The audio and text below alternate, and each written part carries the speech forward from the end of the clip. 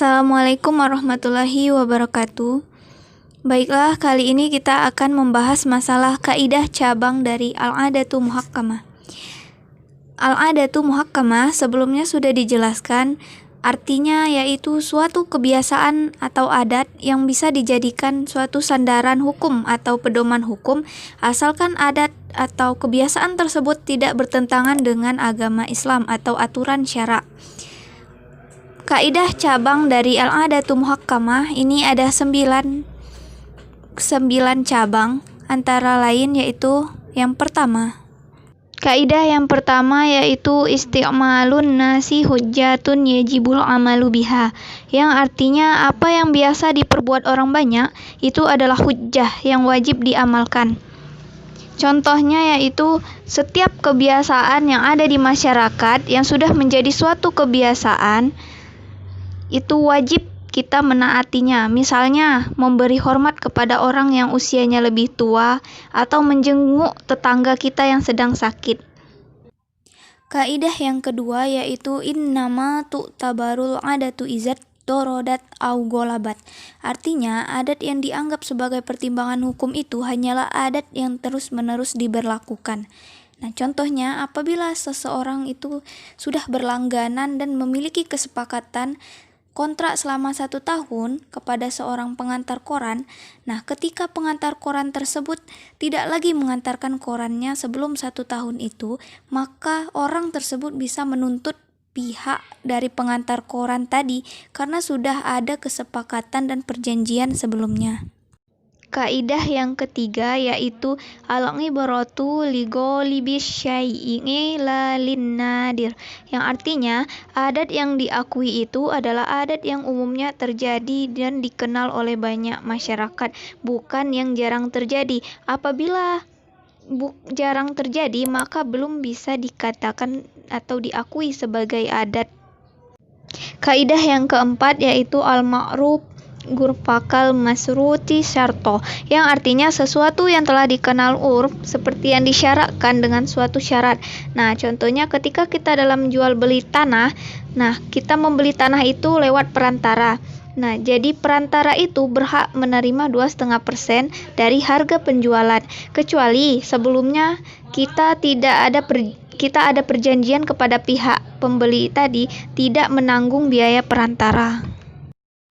Kaidah yang kelima yaitu al-ma'ruf baina tujjari kal masruti bainahum. Artinya, sesuatu yang telah dikenal di antara pedagang berlaku sebagai syarat di antara mereka. Nah, contohnya ketika seorang ingin membeli barang, misalnya lemari pakaian, biasanya si penjual ini menyediakan antar barang sampai ke rumah. Nah, biasanya harga lemari itu sudah termasuk dari biaya antar barang. Kaidah yang keenam yaitu at-ta'inu bil urfi kat-ta'ini bin nas. Artinya, ketentuan berdasarkan urf seperti ketentuan berdasarkan nas. Nah, contohnya ketika menyewa rumah dan tidak ada dituliskan bagaimana penggunaan rumah itu, maka rumah yang kita tempati itu harus kita gunakan sebagaimana orang menempati rumah. Jangan kita jadikan rumah itu sebagai pabrik. Kaidah yang ketujuh yaitu al-mumtana'u adatah kal mumtana'i haqiqah. Artinya, sesuatu yang tidak berlaku berdasarkan adat, kebiasaan, seperti yang tidak berlaku dalam kenyataan. Maksudnya, apabila tidak mungkin terjadi berdasarkan adat kebiasaan secara rasional, maka tidak mungkin terjadi dalam kenyataan. Contohnya, ketika ada seorang perempuan yang ingin dinikahkan, ia menghadirkan walinya yang diakuinya sebagai bapaknya, namun ternyata dari sisi usianya itu nampak sederajat dengannya, maka pihak penghulu menolak.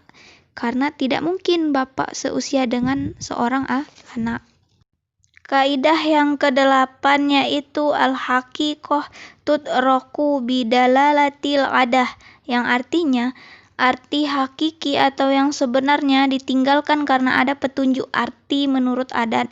Maksudnya, adat kebiasaan dalam bermuamalah mempunyai daya ikat seperti suatu syarat yang dibuat.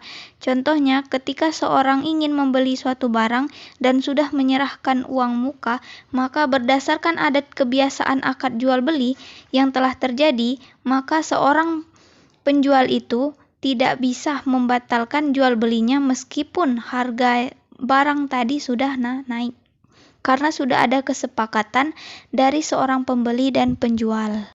Kaidah cabang yang terakhir yaitu al-iznul urfi kaliznil labzi. Artinya, pemberian izin menurut adat kebiasaan adalah sama dengan pemberian izin menurut ucapan. Apabila kita bertamu ke rumah orang, tuan rumahnya menghidangkan makanan untuk tamu, tetapi tuan rumah tidak mempersilahkan, maka tamu boleh memakannya. Sebab menurut kebiasaan bahwa dengan menghidangkan makanan berarti kita dipersilahkan untuk memakan hidangan tersebut. Itulah tadi penjelasan ke-9 kaidah cabang dari al-'adatu muhakkamah. Cukup sekian penjelasan dari saya. Wassalamualaikum warahmatullahi wabarakatuh.